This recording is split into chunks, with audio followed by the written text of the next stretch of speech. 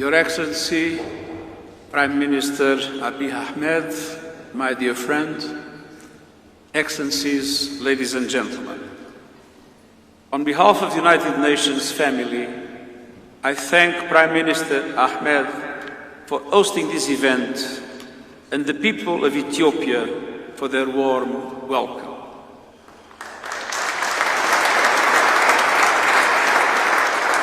The commemorative stamp, a series, will be launched today, not only a tribute to the United Nations on its 80th anniversary. It is also a reminder of the close partnership between Ethiopia and the organization, a partnership with roots that stretch back to our earlier days. Ethiopia is one of the original 51 nations that signed the United Nations Charter in San Francisco in 1945. And today, it remains a crucial champion of multilateralism and international cooperation. And I want to pay tribute to Ethiopia. Ethiopia represents an old civilization. And when one sees the success of the development in Ethiopia, the fastest growing economy in the world, I have to say that those that have a solid past tend to have a solid future.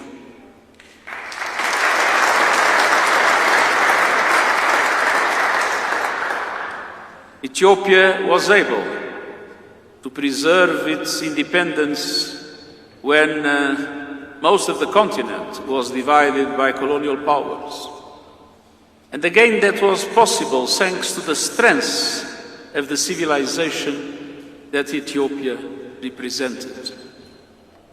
And Ethiopia has been, in the United Nations, a champion for all other African countries to become independent.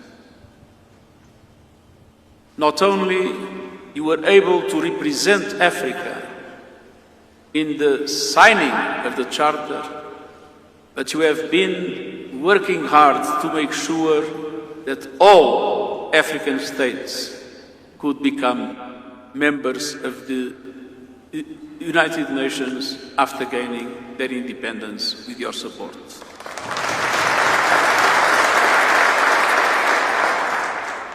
Now, this very city of Addis Ababa that I visit at least once a year, and I never recognize it. It is changing with the speed of light. But this city has become one of the most significant global diplomatic centers in Africa. As home to the headquarters of the African Union, and as the continent's third largest United Nations duty station, hosting one of our largest country teams in the world. For decades, Ethiopian women and men have served with distinction as uniformed and civilian personnel in United Nations peace operations, agencies, funds and programs around the globe.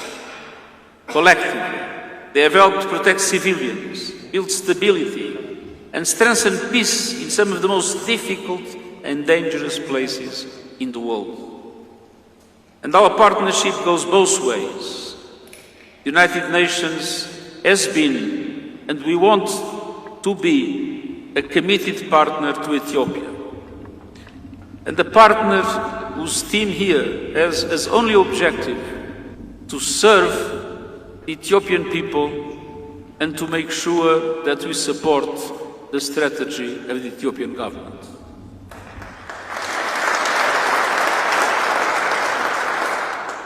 Supporting national and regional efforts to consolidate peace and spurring development, delivering of humanitarian assistance in times of need, but helping build institutions that can serve and represent all Ethiopians.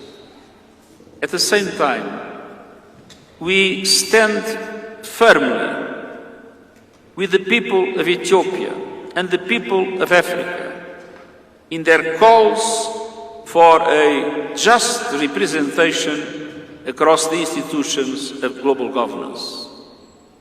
And this means reforming the Security Council to reflect today's world and to redress the historical injustice against Africa by making its permanent representation a priority to enhance the Council's legitimacy and effectiveness.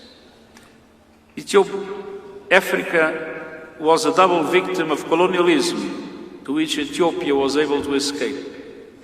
First, because of the impact of colonialism itself, and second, because as the institutions of governance that exist in today's world, from the UN to Bretton Woods and several others, were created when most of the African continent was still under colonial domination. But fortunately, Africa was represented since the beginning by Ethiopia. And with Ethiopia, you have a very legitimate claim for the need for the UN to reform and for an African presence in permanent members of the Security Council to become a reality. But also claiming the need for a reform of the global financial institutions through the increased participation and representation of developing countries, in particular Africa, across decision-making processes. We see African countries with all the problems that exist in parts of the continent, but we see African countries today in the front line of economic development. Ethiopia as the most advanced one, but other African countries are showing remarkable resilience in relation to the difficulties and obstacles and an enormous success in developing their own economies. One reason more for Africa to be much more represented in the international financial institutions.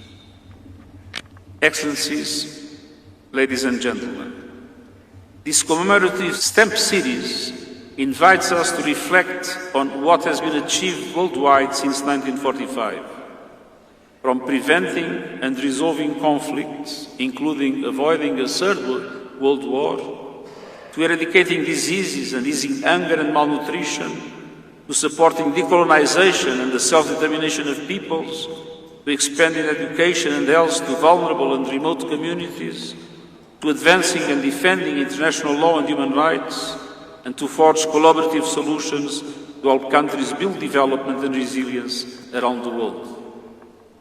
In our world of challenge, change and division, the core promise of the United Nations, peace, justice and prosperity for all, remains as valid and urgent today as it was 8 years ago. May these stamps that Ethiopia is generously printing remind us of our shared history and also our enduring responsibility to forge a better future for Africa and for our world. And we count on Ethiopia to be one of the leading countries in this way forward. Thank you very much.